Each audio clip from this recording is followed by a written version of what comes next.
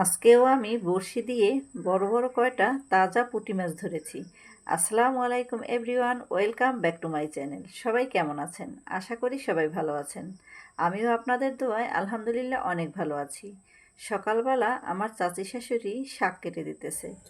এদিকে আমার মেয়ে সামনের দিকের দরজা খোলা পেয়ে সে বের হয়ে রাস্তার দিকে হাঁটা দিয়েছে। সব সময় দরজা দেয়াই থাকে। আমার শ্বশুর শাশুড়ি সবসময় সামনের দিকে বা পিছনের দিকে বসা থাকে। তারপর সবসময় খেয়াল রাখি কখন বের হয়ে যায়, চোখের পলকেই বাহিরে বের হয়ে যায়।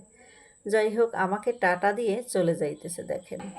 পাশের বাড়ির ওর এক আপুকে আবার টাটা দিতেছে, হাত দিয়ে ইশারা দিয়ে ডাকতেও আছে। খাওয়া দাওয়া করে বিকেলের দিকে আমি কিছু পুঁটি মাছ ধরেছি। পুঁটি মাছগুলো বেশ বড় বড় ছিল, দেখতে বেশ সুন্দর লাগতেছিল।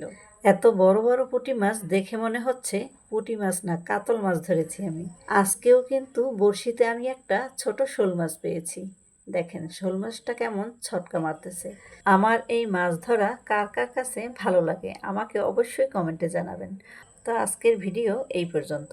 ভালো থাকবেন, সুস্থ থাকবেন। আল্লাহ হাফেজ।